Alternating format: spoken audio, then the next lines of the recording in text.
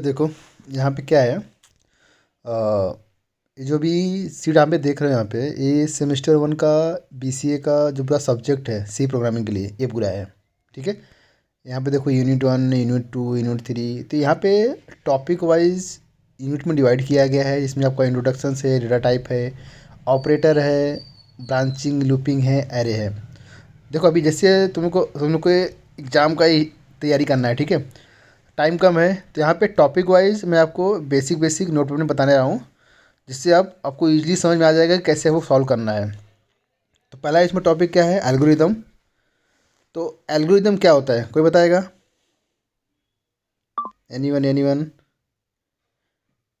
देखो एल्गोरिदम और flow chart दो पॉइंट है। तो पहले हम लोग एल्गोरिदम समझेंगे, जिससे आपको एक क्लियर हो जाएगा कि एल्गोरिदम होता क्या है। तो हम लोग इसमें जाएंगे फ्लो चार्ट में। Okay. So it's basic simple एक स्टेप होता है। अगर मान लो आप कोई प्रॉब्लम सॉल्व कर रहे हो, ठीक हो, प्रॉब्लम सॉल्व करने के लिए आप बीच में लॉजिक क्या क्या यूज करोगे, क्या क्या स्टेप फॉलो करोगे उस प्रोग्राम को सॉल्व करने के लिए। तो आप जो स्टेप फॉलो करोगे और जो स्टेप लिखोगे, ओके, जो स्टेप फॉलो करोगे और जो स्टेप लिखोगे, उस स्टेप को बोलते हैं एल्गोरिदम। तो शॉर्टकट में अगर बोलना चाहोगे तो एल्गोरिदम क्या होता है, means algorithm means this is a step by step solve the program. Meaning क्या होता है, solve the program step by step. Okay. It's means simply आप ये बोल सकते हो कि जब प्रोग्राम आप सॉल्व कर रहे हो, तो उस प्रोग्राम को सॉल्व करने के लिए आप क्या स्टेप फॉलो करते हो। जैसे मैंने आपको पहले बताया, एल्गोरिदम मीन्स आप क्या स्टेप फॉलो करते हो प्रोग्राम सॉल्व करने के लिए। तो उस प्रोग्राम को सॉल्व करने जो स्टेप फॉलो करोगे उसको ही एल्गोरिदम बोलते हैं। बहुत सिंपल सा इसका डेफिनेशन इसके यहाँ पे है। ओके। तो अगर आप डेफिनेशन लिखना चाहोगे तो सिंपली आप यहाँ पे बोल दो, an algorithm in a C is a step by step sorry step by step set of the rules. Okay. इसका मीनिंग क्या हुआ, देखो एक छोटा सा लाइन है खाली, an algorithm is C is step by step set of rules. अगर मैं आपको एक प्रोग्रामिंग की तरह के आपको बताने की कोशिश करूँ, अगर आपको प्रोग्राम में लिखना हुआ, ओके, तो आप उसको कैसे सॉल्व करोगे। जैसे एग्जांपल ले लो कि मैं आपको एक वेरिएबल बनाऊंगा, ओके, दो वेरिएबल लूँगा, वेरिएबल में वैल्यू सेट करूँगा, वैल्यू सेट करने के बाद उसको एक टोटल करके दिखाऊंगा। तो मतलब 10 है, 20 है, इसका एडिशन कितना हो गया, 30। तो अगर आप उसको कोड बनाने जाओगे तो आप पहले क्या करोगे, दो वेरिएबल डिक्लेयर करोगे। तो means declare a 3 variable. Okay. Then second step आएगा, set the value in a 2 variable. जो 10 20 है, set the value in 2 variable. Now ये जो 2 वेरिएबल है इसको ऐड करके थर्ड वेरिएबल आपको पास करना है। ओके। इसको सेव करके आपको थर्ड वेरिएबल में पास करना है। मतलब इन शॉर्ट देखो, ये जो सॉल्व करने के लिए आप स्टेप बना रहे हो यहाँ पे, कि पहले आप डिक्लेयर करोगे, बाद में आप वैल्यू सेट करोगे, ओके, और थर्ड में दोनों को ऐड करके दोनों को ऐड करके थर्ड में असाइन करोगे। तो ये आप स्टेप बाय स्टेप बना रहे हैं यहाँ पे ना, this is called the algorithm. So बहुत सिंपल सी स्टेप है, इसमें कन्फ्यूजन होने की बात नहीं है, आप इजली समझ सकते हो। तो यहाँ पे जो 3 स्टेप जो है, declare 3 variable, set of the value, ये आपका एल्गोरिदम है। ओके। तो अभी ये आई थिंक सबको अच्छे से क्लियर हो गया होगा कि एल्गोरिदम क्या काम कर रहा है यहाँ पे।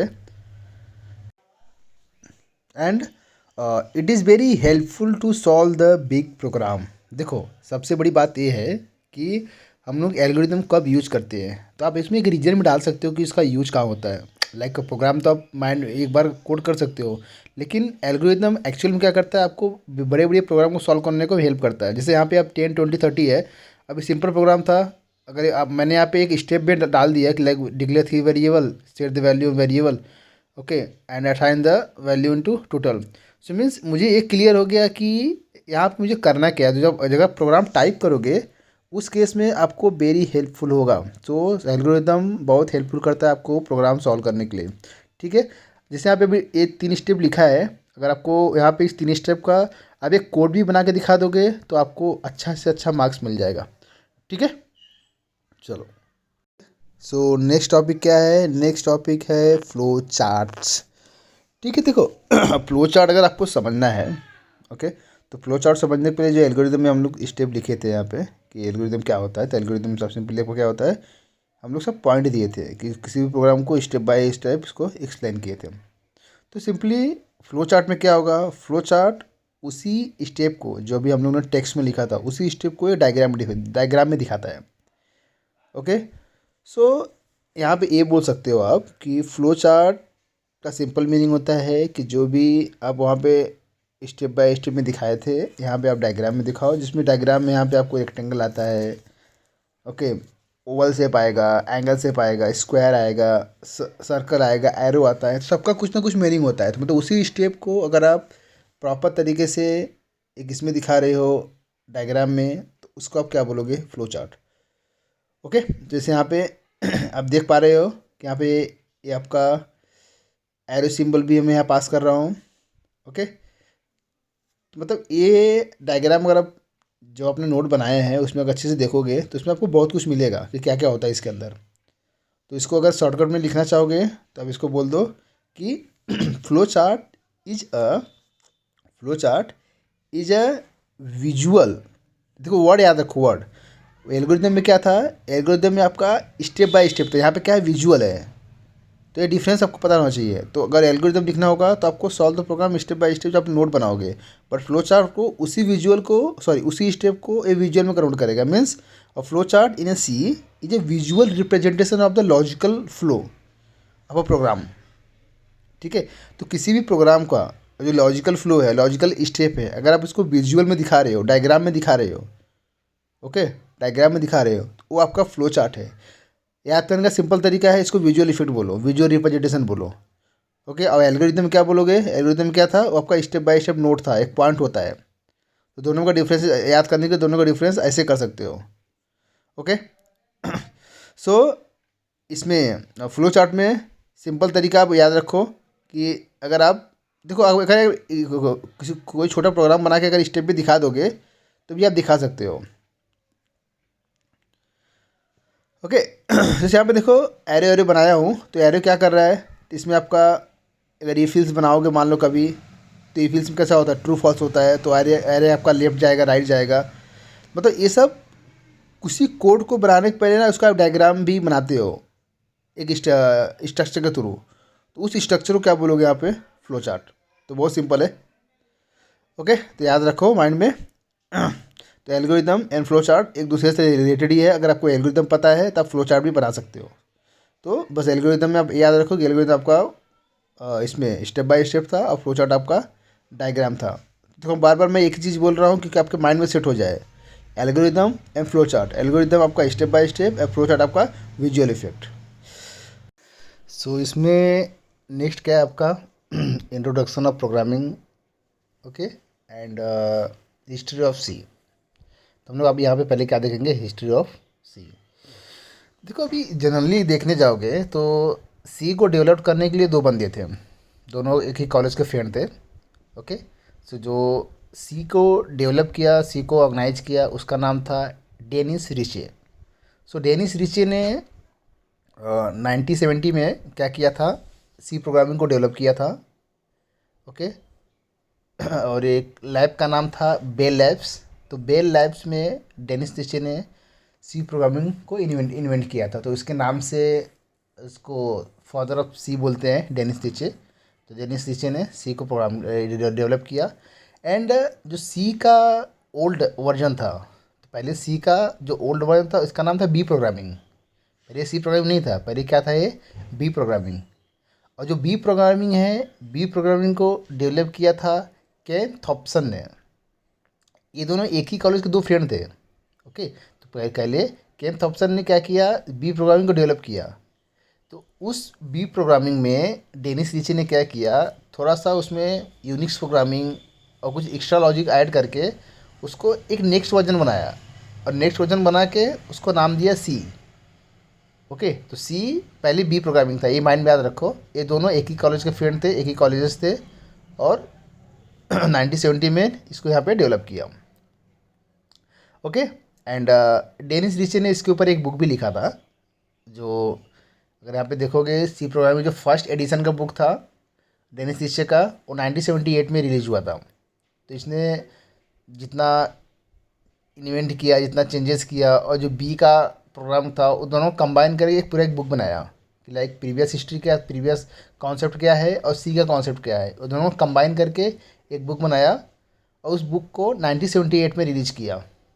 ओके, सो इस यहाँ पे अगर देखने जाओगे तो यहाँ पे दो बंदे हैं, आप एक ही का नाम मत लिखना, कभी मेंशन कर दोनों नाम लिखना कि पहले केन थॉमस निकाला था जिसका नाम बी रखा था, बाद में 1970 में डेनिस रीच ने उसको डेवलप करके 1970 में रिलीज किया, उसका नाम सी रखा। देखो ये बार बार मैं यहाँ पे बोल रहा हूँ तो क्योंकि आपका कंसेप्ट क्लियर हो, आपको याद, ये लाइन आपको याद होना चाहिए, इसलिए मैं आपको बाबा एक्सप्लेन कर रहा हूँ। ठीक है, तो सी प्रोग्रामिंग, बी प्रोग्रामिंग, तो कोई अगर बोलेगा बी प्रोग्रामिंग क्या होता है तो आपको ये पता होना चाहिए कि सी प्रोग्रामिंग को बी प्रोग्रामिंग बोलते हैं, बी प्रोग्रामिंग आपका ओल्ड वर्जन है, सी आपका न्यू वर्जन है। ओके, ये था आपका हिस्ट्री ऑफ द सी। तो इसको शॉर्टकट में अगर ये तीनों पॉइंट अच्छे से एक्सप्लेन कर दोगे तो इतना आपका बहुत हो जाएगा। ओके, ये आपका फर्स्ट बुक एडिशन लिख दिया यहाँ पे, पहले फर्स्ट बुक एडिशन है 1978 में।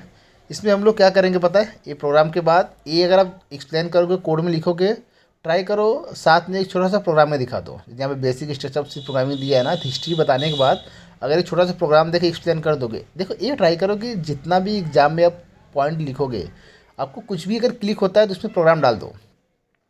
ठीक है, चलो बेसिक समझते हैं, सब बेसिस क्या है। तो हम लोग कोड कैसे लिखते हैं, hash include studio dot H wide main curly bracket open close, okay, and एक छोटा सा वेरिएबल बना लो इंटीजर आई इक्वल टू 10 और इसको प्रिंट कर दो।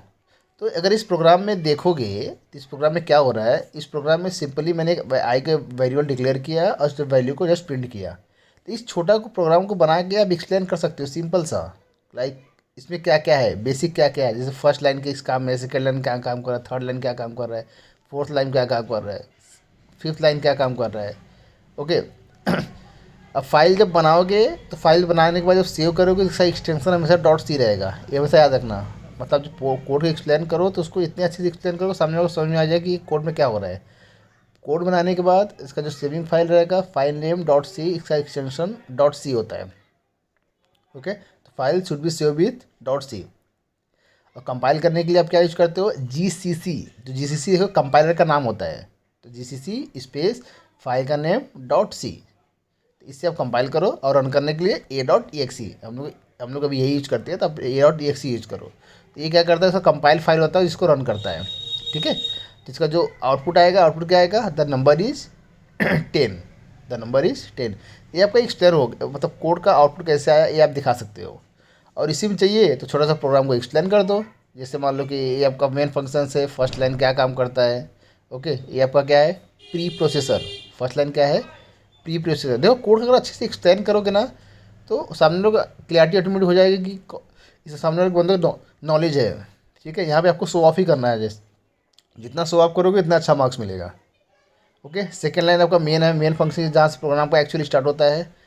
और ये ऊपर प्रोग्राम बनाने के बाद नीचे पॉइंट वाइज लिखो, क्या लिखोगे, प्रोग्राम एक्सप्लेनेशन में क्या लिखोगे, फर्स्ट लाइन है ये प्री प्रोसेसर है। ओके, सेकेंड लाइन मेन है, ये क्या काम करेगा, ये आपका मेन मेथड है, ये यहाँ डाल दो। तो ऐसे प्रोग्राम ऊपर बना के नीचे एक एक लाइन डाल के उसके सामने से एक्सप्रेशन लिख दो। ओके, थर्ड क्या कर रहा है, वेरिएबल डिक्लेयर हो रहा है यहाँ पे। ओके, तो वेरिएबल डिक्लेयरिंग हुआ और वेरिएबल असाइन भी हुआ, यहाँ पे वेरिएबल डिक्लेयर हुआ एंड वेरिएबल असाइन हुआ। और नेक्स्ट लाइन क्या है, प्रिंट एफ में, प्रिंट एफ आपका जस्ट वैल्यू को प्रिंट करेगा, ये आउटपुट देगा आपको, क्या करेगा, वैल्यू को प्रिंट करेगा एंड आउटपुट देगा। इसको बोल सकते हो प्रिंटिंग द टोटल वैल्यू या प्रिंटिंग द वैल्यू, ऐसे एक्सप्लेन कर दो। मतलब देखो आप एग्जाम में जब लिखो तो इजी लैंग्वेज का यूज करो, ज़्यादा हार्ड वर्ड मत यूज करो। ओके, एंड इसके अंदर जो लाइन्स है ना, प्री प्रोसेसर या जो भी है, सबका नेमिंग याद करके रखो क्या क्या है, तो बहुत ईजी हो जाएगा ये। ठीक है, तो ये हिस्ट्री ऑफ सी में प्लस उसका हिस्ट्री दे दो, थोड़ा सा प्रोग्राम डाल दो, प्रोग्राम डालने के बाद उस प्रोग्राम को थोड़ा एक्सप्लेन कर दो, ये सब आपका basic structure and executive of C programming में आ जाएगा। तो सब एक दूसरे से रिलेटेड ही है। ओके, एक बार अच्छे से देखो और ट्राई करो कि बुक में पॉइंट वाइज एक बना के रखो, खुद से लिखो, एक मतलब जितना ट्राई कर सकते हो एक बार में कि एक बार मैं बुक में पॉइंट बना के लिखूँगा, पॉइंट बना के लिखो, वो आपको अच्छे से याद रहेगा। ठीक है, अभी नेक्स्ट टॉपिक है डेटा टाइप, वो देखते हैं फिर।